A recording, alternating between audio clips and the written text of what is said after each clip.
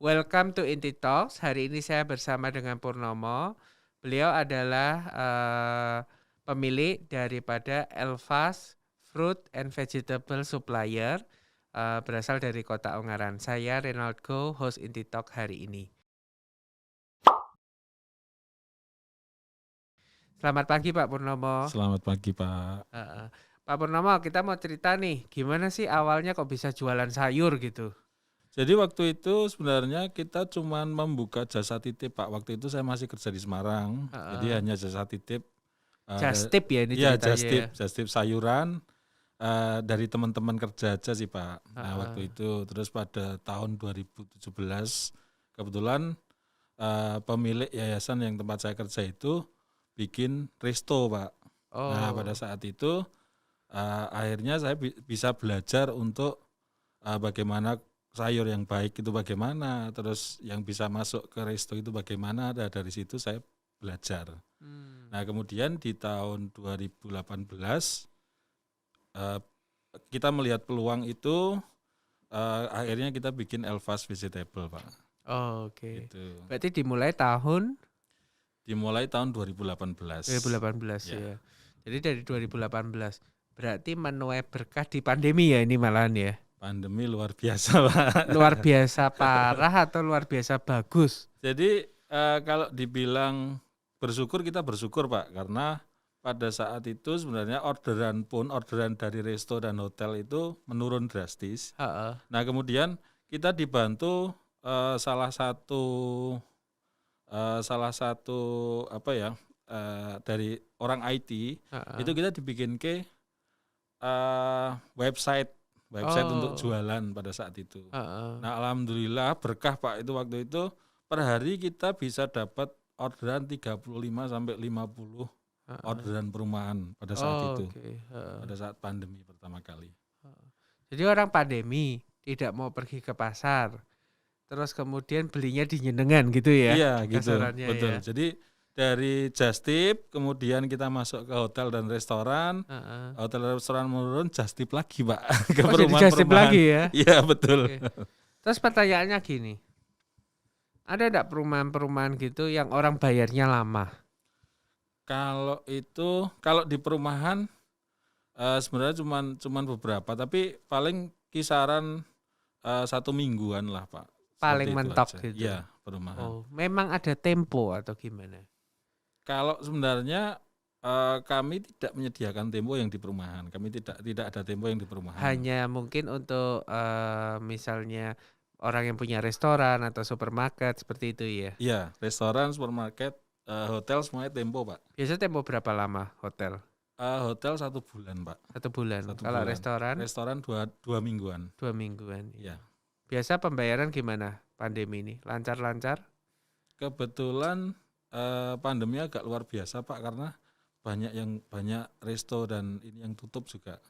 Jadi ada yang baru dibayar separuh, bahkan ada yang sampai sekarang masih belum terbayar juga. Berarti pandemi satu sisi ada berkah, satu sisi juga ada resiko ya? ya? Betul Pak, betul Pak.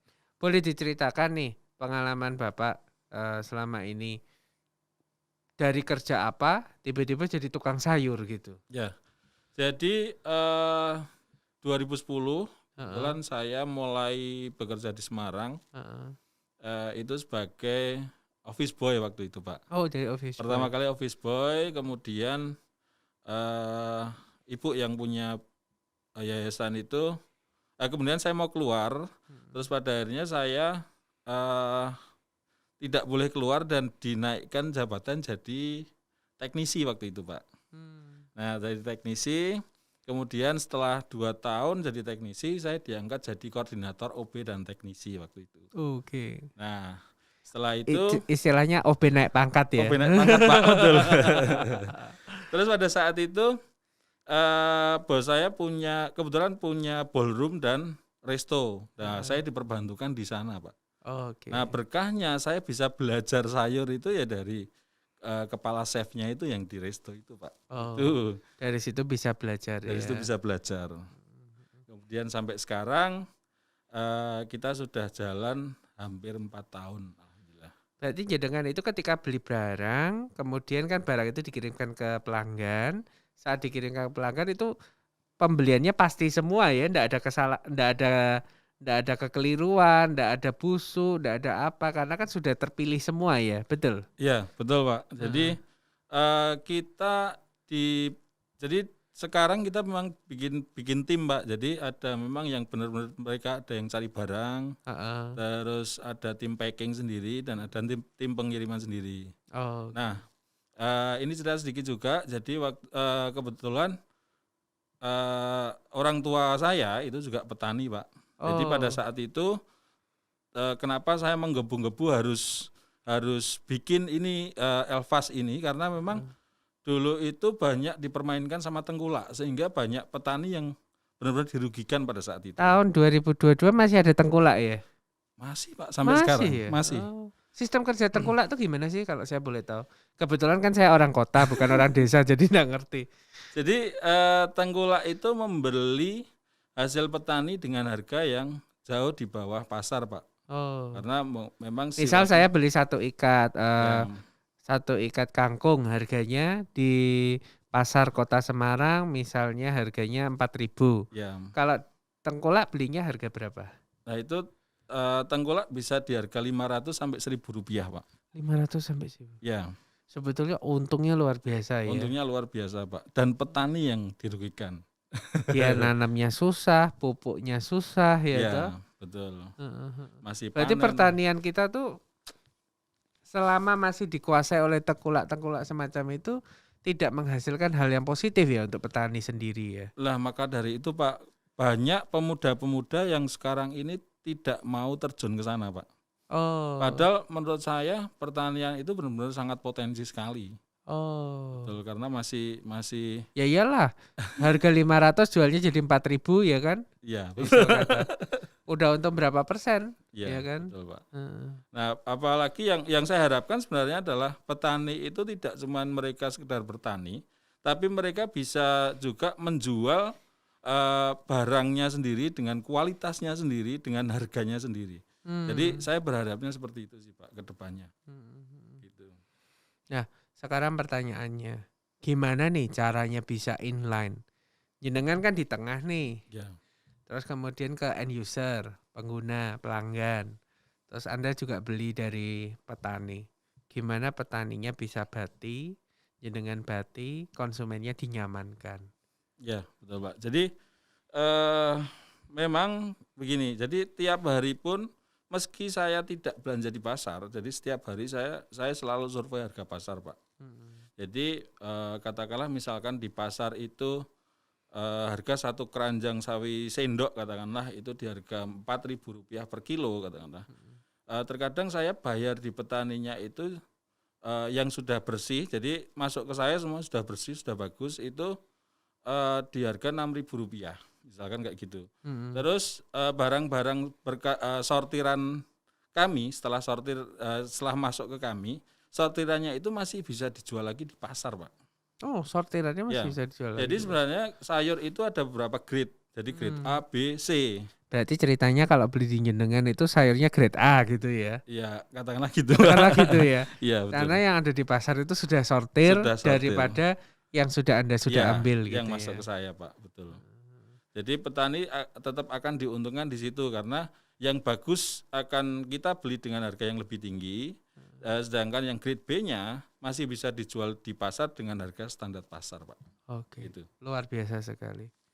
Jadi istilahnya ya, pemirsa bisa tahu bahwa tengkulak itu keuntungannya juga luar Luar biasa. biasa, betul, Pak. Nah, tengkulak biasanya jual ke pasaran itu sekitar berapa?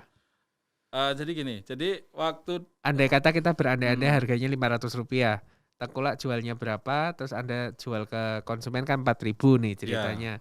4.000.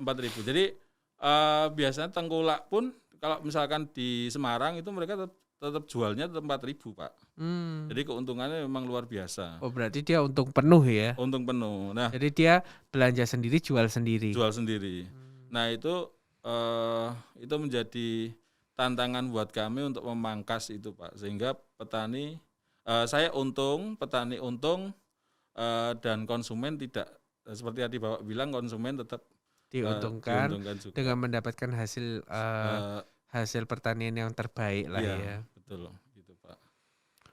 Jatuh bangun nih. Pasti ada sukses, ada gagal. Susahnya apa sih bisnis ini? Jadi bisnis ini sebenarnya kalau misalkan seperti masuk di resto, di hotel itu pesaingnya banyak Pak. Oh. Pesaingnya banyak dan luar biasa.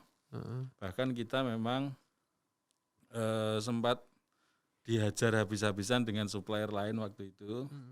Jadi jadi beli di Bandungan itu katakanlah di harga 4.000, jual di Semarang juga 4.000 juga Pak, jadi nggak untung.